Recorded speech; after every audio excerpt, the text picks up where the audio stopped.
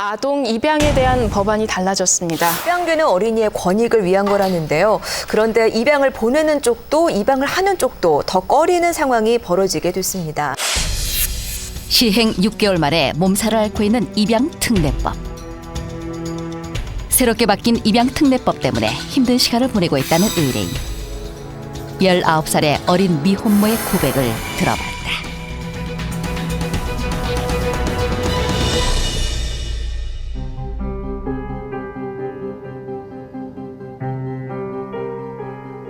올해 19살의 어린 엄마 신수정 씨. 수정 씨가 아기를 출산한 것은 고3이던 지난해 8월. 2년 전 11살 연상의 남자친구를 만나 결혼을 약속했었다는데, 하지만 지금 수정 씨는 6개월째 홀로 아기를 키우고 있다. 애기 아빠는요? 어머님과 아버지가 제가 어렸을 때부터 이혼을 했거든요. 그러면 이제 한부모 가정이니까 제가 커서 이제 애기랑 같이 부모님이랑 같이 행복하게 살 수 있지 않을까라는 생각을 하고, 애기 키우면서도 공부도 할 수 있고 학교는 다닐 수 있잖아요, 학교도. 그런 꿈에 부풀어 있어요. 친구들과 주변의 손가락질도 이겨내며 임신한 몸으로 학교를 다닌 수정 씨. 별별 얘기를 다 들었을 어린 나이에 텐데. 가진 아이지만 수정 씨에게는 꿈이 있었다. 누구보다 행복한 가정에서 티 없는 아이로 키우고 싶은 단란한 꿈. 본인의 아픔이 있었으니까 하지만 그랬겠죠. 분만한 일이 8월 15일이었거든요. 한 2개월 전부터 연락이 끊겨서. 결혼하겠다던 남자친구는 수정 씨가 딸을 낳은 이후에도 나타나지 않았다. 애기 아빠가 지금 현재 없으니까 저한테서 큰다고 해도 애기가 나중에 아빠는 하고 물을 거 아니에요.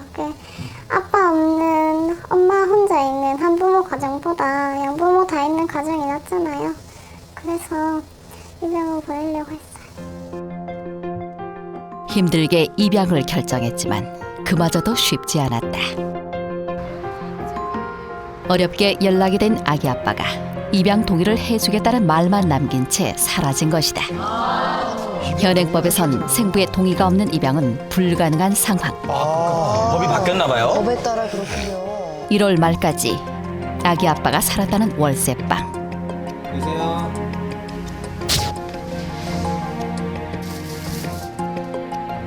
하지만 그곳엔 아무도 없었다. 그냥 비워져 있어요.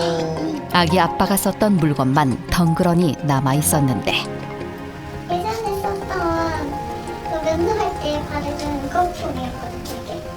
하하, 참. 도망갈 땐 어딜 갔을까요? 답답한 마음에 또다시 전화를 걸어보지만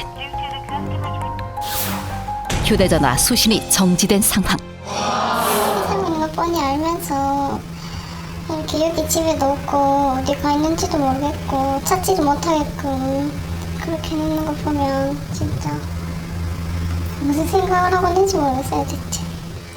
과연 그는 어디로 가버린 것인지 집주인에게 행방을 물어봤다. 안녕하세요, 사장님. 여기 307호요. 307호 살던 사람 언제 이사 갔나요?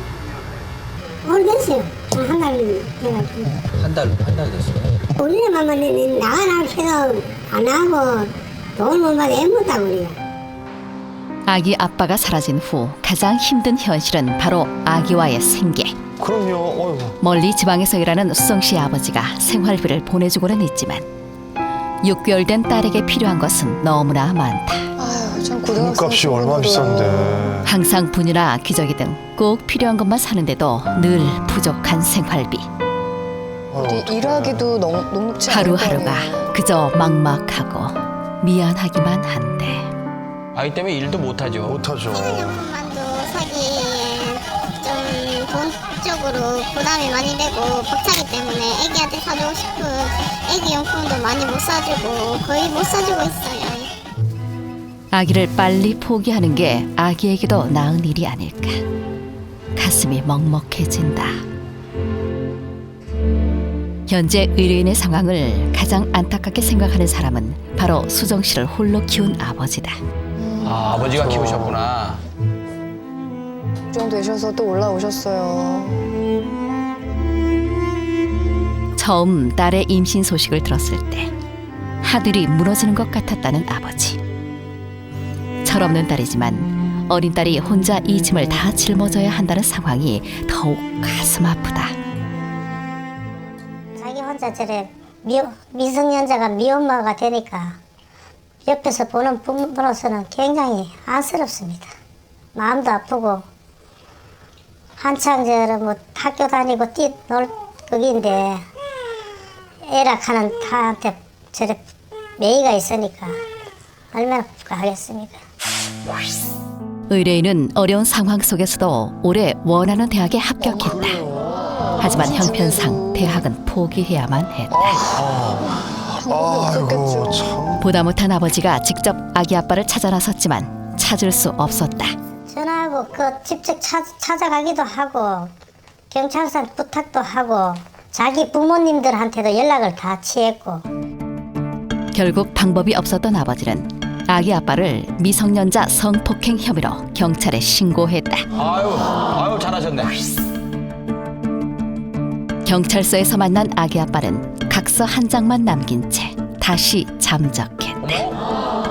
지금이라도 빨리 나타나갖고 지금 조치를 취하든가 자기 뭐 했는 말도 있고 하니까 그런데 빨리 일을 처리했었으면 좋겠습니다.